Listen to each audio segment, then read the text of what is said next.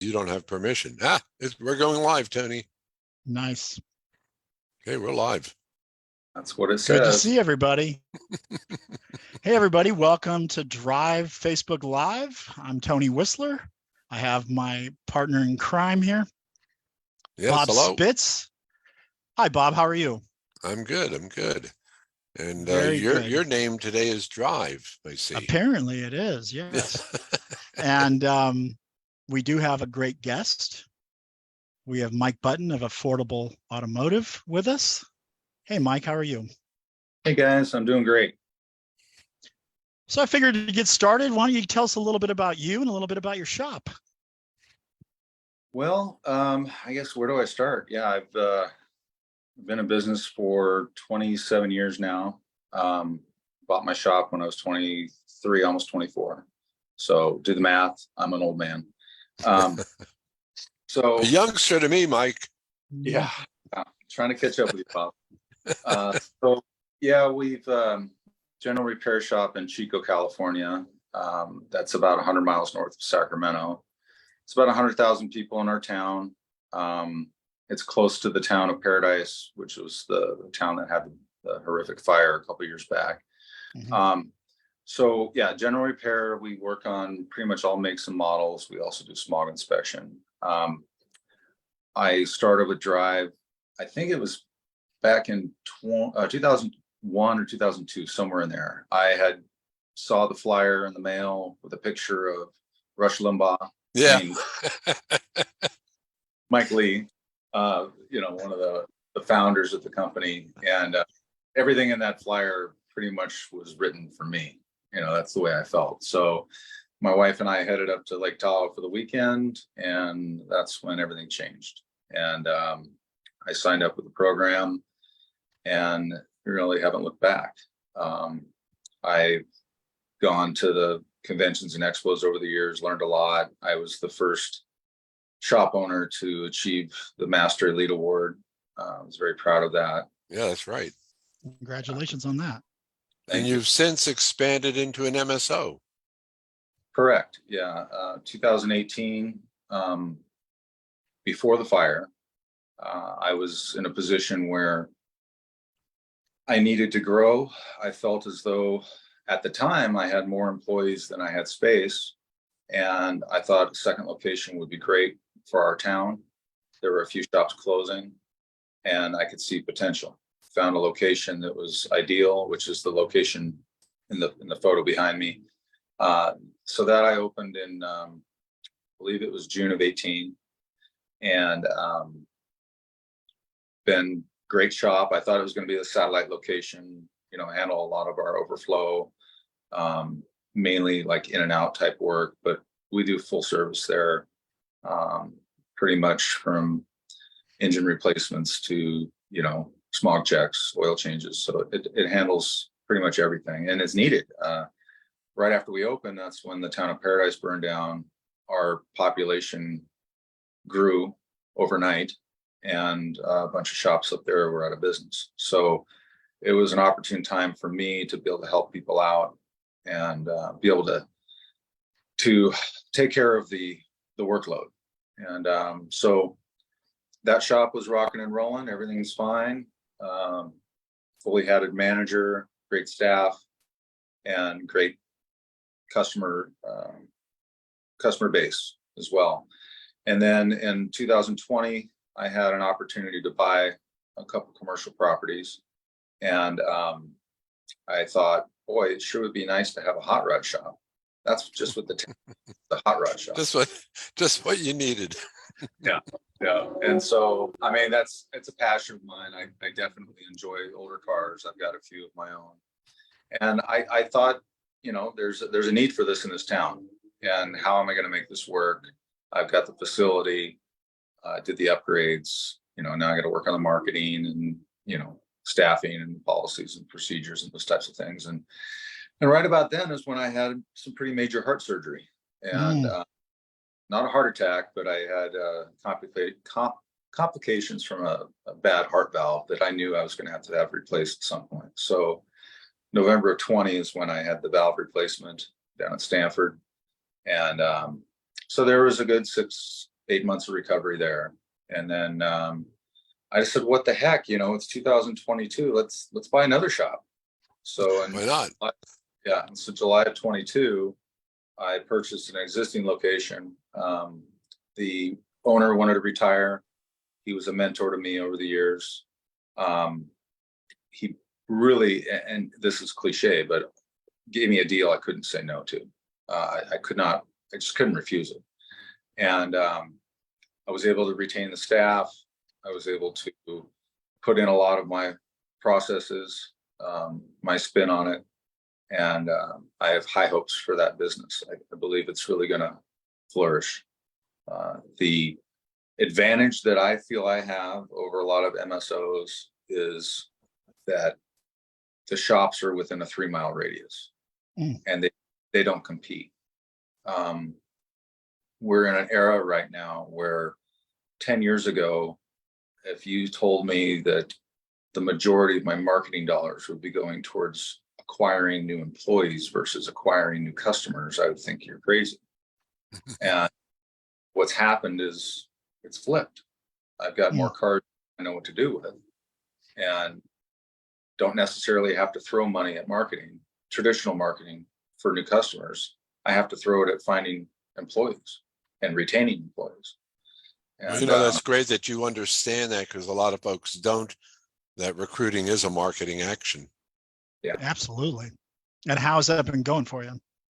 It's picking up. I went to, I've been a member of the top 20 group since Bob and I started it. That was back in Vegas of who knows when. Remember when we had twins back then? Yeah, that's right.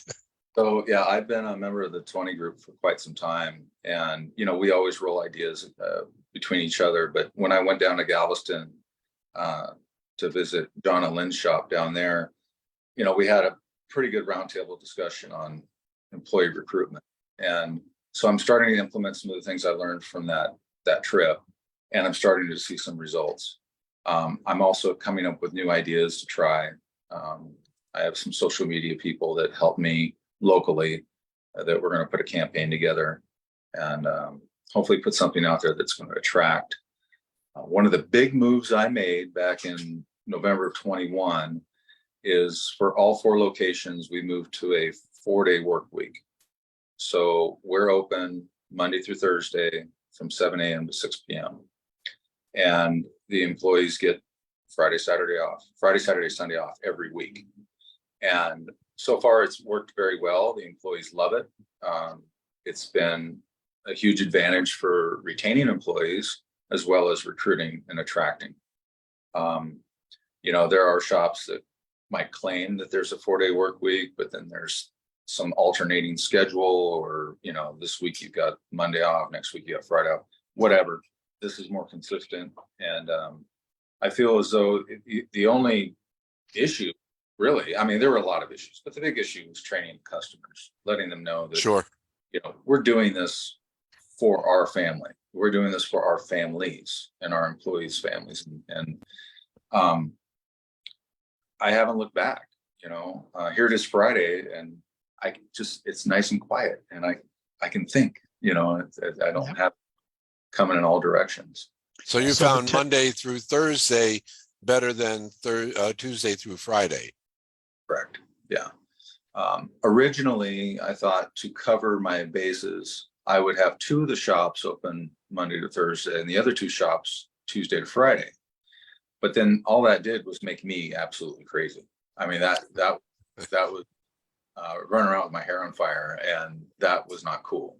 And, I did the overlap thinking, okay, Chico customers are going to need a shop on a Friday or a shop on a Monday, and they're going to have access to a shop. Well, I found that after probably 6 months of that schedule, that the customers that would go to the Park Avenue location would not go to the other locations. They were, if they had to wait through the weekend, they were just loyal to that shop. So, and vice versa. It just worked out that way. And it also can get a little confusing with the customers if they don't know what your hours for all of your different locations are. Absolutely. And the vendors included. parts delivery people not knowing what locations are open what days. So, I think that there was a couple hiccups along the way, but it wasn't bad at all. Do the techs do 10-hour days? Yes. Yep. And the efficiency improved. You definitely see those jobs that can kind of go long and you're trying to squeeze them in before 5 p.m. And then all of a sudden, you get an earlier start on them and, you've got later in the day to finish them. Right. And And you're not being rushed into it and breaking something. Yeah. Yep. Yeah. Hey, I have Now, a question. being a California shop, a California business, how did that work with going over 8 hours in a day? So you petition the labor board, and it's called an alternative work schedule.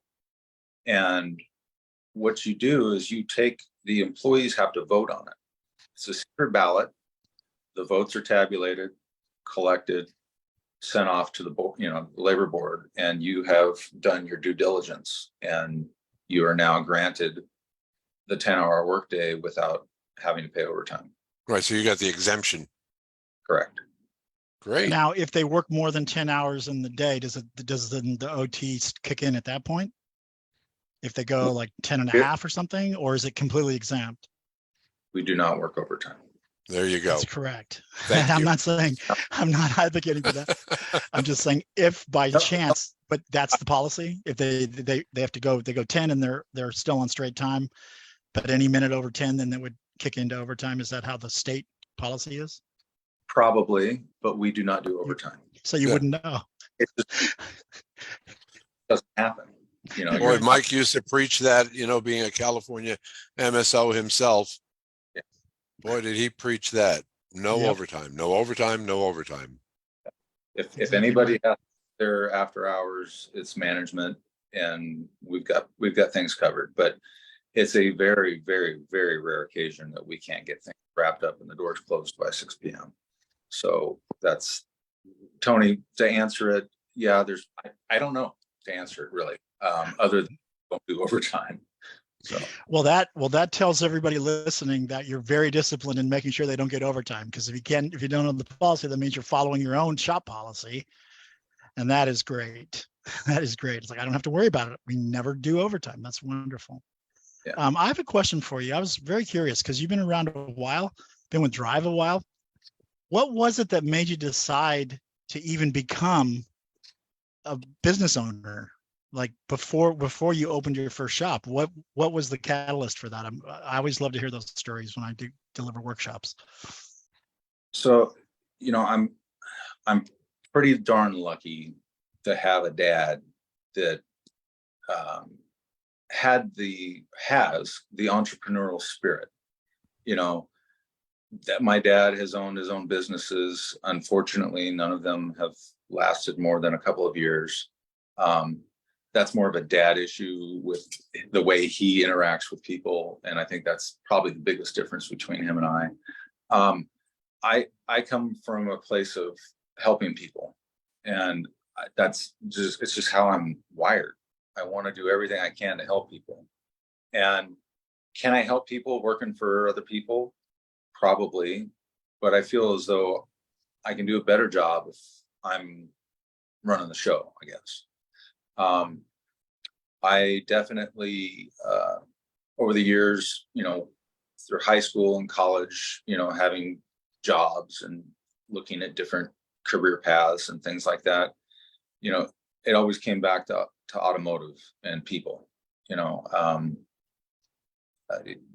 I said, I was lucky to have a dad that encouraged it, supported it. He worked for me, I think, once, and I fired him. So yeah, I'm lucky, and I look back at it and I go, yeah, there's probably not a lot of people out there that get a dad like that, and my dad did the same thing with my brothers. He coached them and held their hands and motivated and promoted them. But, my brothers are great guys. They're wired a little bit different than I am, Mhm. and they've both had businesses and they haven't really made it, but they're doing their thing and they're enjoying their lives. Good. By the Carlos way, says hi. Carlos says hi. Yep. Hi, Carla. Now, being in a college town, you have kind of mixed audiences when you do your marketing. Yes. Is one of the shops near the town college? This one right here backs right up to the college. So behind this building is, well, it's surrounded by college apartments. And then, behind the apartment complex is the stadium for the university. So this location gets a lot of the, I don't want to call them gypsy, but they're Transient. Yeah, they move around. So a lot of time, we definitely need to market back to school. We need to market holidays. We need to market graduation. There's times where you're like, wow, why didn't that make it on the calendar? Because we need to be prepared that is spring break. And they're rushing to get their vehicles fixed before spring break. And then during spring break, it's crickets. You're thinking, what happened? Where'd everybody go? I mean, not to that severity, but we definitely need to plan for it. The customer, the clientele with a Chico State student, a lot of them are from out of the area. Quite a few from Southern California, actually. And so the parents are a phone call away. We use TechMetric, we use AutoVitals. A lot of times we're dealing directly with the parent. We're sending them the inspections, getting payment, from the parents, and they want to make sure that their kids are safe and they've got a place to go to in Chico if they have a car problem. So we definitely take care of our area, and we're the only shop in that area. There were 2 other shops probably 5-10 years ago, and they've since closed for all kinds of reasons. I just, we're the ones that they go to. That's great. Yeah. Very good. I just know, having worked with other shops that are a mixture of college and blue collar, or college and farm, that your marketing has got to be a little bit different, how you approach that, because those are different audiences. Yeah, and I would really, Bob, I mean, the way that things have gone, it's not really, students aren't our button. We're not looking for students, for customers. They just happen to come to us because we're there. Right. We're looking for the instructors of the college, the faculty of the college. The college itself is a customer of ours. They bring their vehicles and we have them serviced. The area around it, you've got single family homes that have 3 or 4 cars in the driveway, and they need service and repair. And we are, luckily, in that section of town, the only shop around. So that's the base I want to build. Right. I've marketed to students in the past, and I found that it's not lucrative. You're dealing with emergency situations most of the time. They rarely show up for their appointments. Sometimes they don't even realize they need to pay for it when they pick up their car. So we're educating the kids as they come through the shops. Anyhow, it's definitely they're not the client that we're out to get. So I don't really, in the past, I've applied marketing dollars towards capturing that base, but they come to us organically. Right. Well, that's good. Hey, the expo's coming up in a week. Yeah. So you're looking forward to that? Absolutely. Yeah. I'm lucky I get to see the guys in my top 20 group every Tuesday. And then when we do shop tours, twice a year, we get to see them then, but also at the expos. And, each one of us in our group, we're working on things to improve. But we also want to kind of reach out to the other members of Drive and see who's doing what and where everyone is and how people are doing. I'm also looking forward to sitting down and working on some areas of the business that need to be tightened up and getting some ideas on how other shops have tackled that. My cost of parts is getting a little out of hand right now. And I know that there's an online workshop through the Drive site that's going to be talking about that on Monday. Yeah, fixing high cost of goods. Yeah, yep. I'm going to register for that. But yeah, it's always a battery charge for me whenever I go to a convention or an expo, to be around that energy and Right. to feel hope once again. Yeah, that you're not alone in this whole thing. Well, that's the wonderful thing about the 20 group. You're not alone, Yeah, yeah, you Yeah. know, yeah. because when you're not connected with other shop owners, you can get that feeling that, oh my gosh, right? I'm like stuck here. Yeah. You're an island. And it's, I remember, back in the day, before I met Mike Lee, felt like I was in a bubble. Who do I talk to? Who do I turn to? Who can I bounce things off of? And then I was opened up to a whole group of people that are doing the same thing I'm trying to do, is help one another. And that's down to. Well, the other nice thing about the expos, because you do like helping people, is seeing the new members of our group, the people who are coming to the expo for the first time, who haven't been with us very long, and giving them hope and letting them know, this is the right path. Just, you got to keep walking. Mm-hmm. Yeah. And absolutely. hearing your story is always, that's great.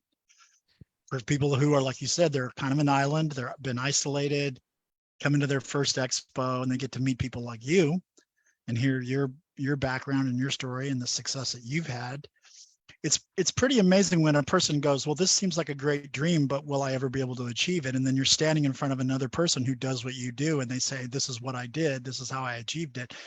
Man, that makes it real, right? That makes it real for that other individual. They don't necessarily, they'll believe it a lot more coming from a colleague or a person who owns a shop. So that when you help out other shops and stuff, that's a very powerful thing. And I couldn't help it be just admire the fact that you had said that your main purpose was to help, because that is a great thing to want to do.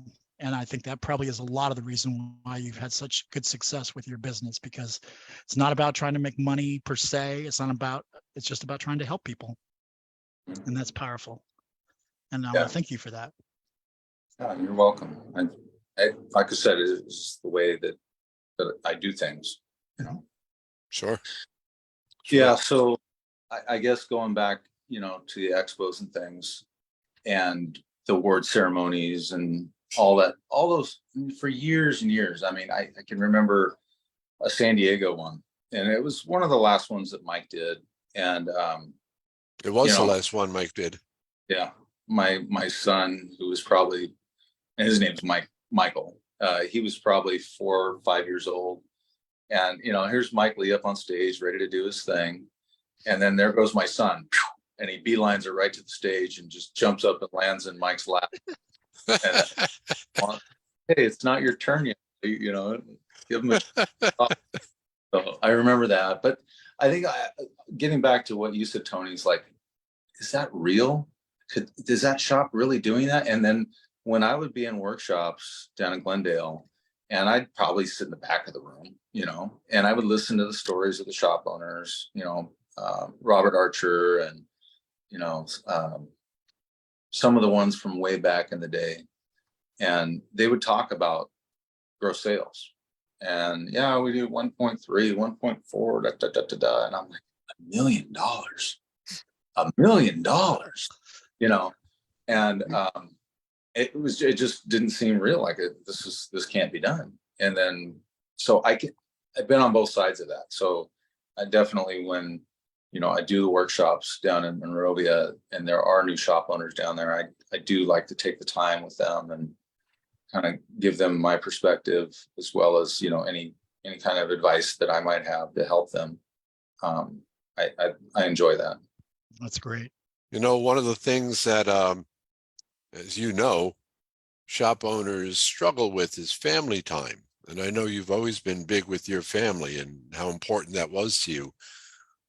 Could you speak to that, how the training has helped you regain and retain family time? Yeah, it definitely comes in waves, I guess. Not waves is not the right word. My kids are not kids anymore. Technically, they're all adults, right? So they don't even want me around. So it's different than we're young and I was around. So yeah, I'm spending more time in the shops because I'm enjoying it. Versus earlier on when they were growing up, I was making sure to bring them to school in the morning and hang out with them, to get them their day started, and going on field trips. I really enjoyed doing that.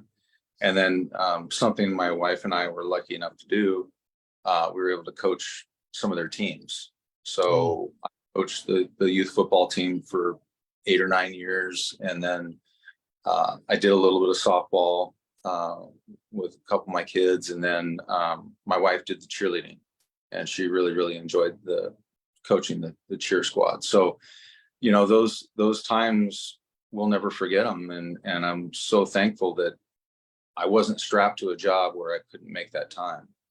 I think that was for me the biggest benefit. That outweighed, having the money in the bank but no freedom. No time to enjoy life. Definitely took a lot of trips with the kids when they were younger, and the shop granted me that, the financial part of it, but also the time to be able to do that. Yeah. Very good. Yeah. Very cool. Yeah, I just know, having been on the road for so many years and spoke to so many shop owners, that so many of them were struggling with family time, trying to get it. The business was all consuming. Yep. Yeah. And the 4-day work week, it may not be for everybody, but for my employees, and a lot of them have young kids. Matter of fact, one of them, their baby boy was born 2 days ago. So congratulations.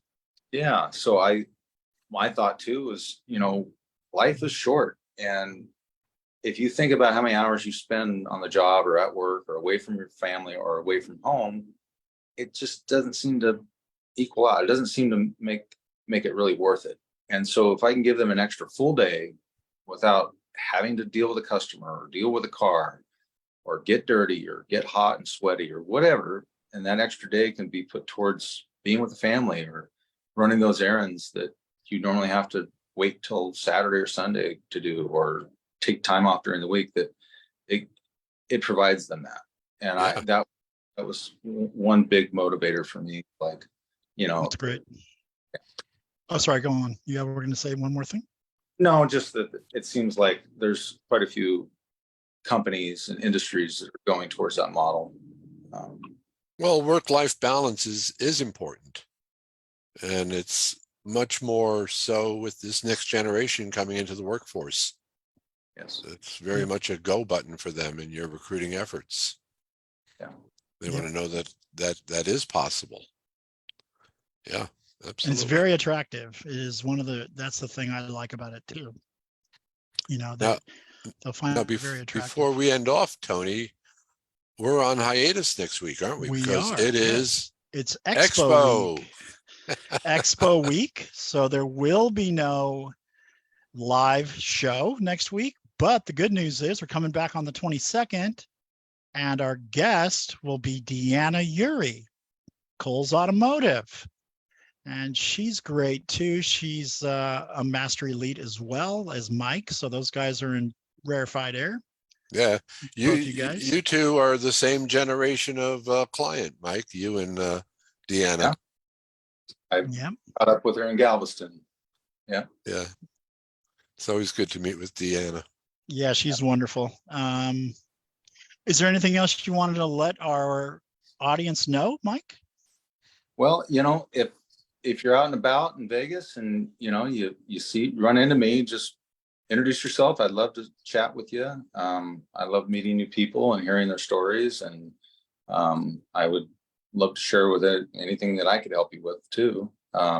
Yeah, I'm very looking forward to seeing everybody and getting caught up. And yeah, and I guess I would say at this point, if you're a new client and you're just starting out, don't feel like it's just so overwhelming it can't be done. Take those steps forward, like Bob said, keep walking, and you'll get there. Yep. And then I have one other question. What are you going to dress up for on the party on Saturday in Vegas? The vintage Vegas theme. Now, if I told you, how would it be a surprise? Well, in that case, I'll let you keep it a surprise. For that, I'll let you keep it a surprise. Okay. Well, looks like we're nearing the end. So anything else you want to add, Bob? No, is Stacy coming with you? She can't make it this time, but she says to tell everyone hi. But yeah, we were in Vegas for my 50th, so we're still trying to. My 50th was in June, so Oh, congratulations. Yep. she's had Vegas for a little while. Yeah. I think I remember my 50th. Oh, yes, I do. I bought a brand new bike and I rode it up to the Redwoods, San Francisco Redwoods. There you That go. was a fun trip. All righty. Okay, everybody, we're out. We're done for the week. We'll see you guys in 2 weeks on September 22nd with Deanna. Thank you, Mike, for being with us. We appreciate it. Good seeing Oh. you, Mike. See you soon. Thank you.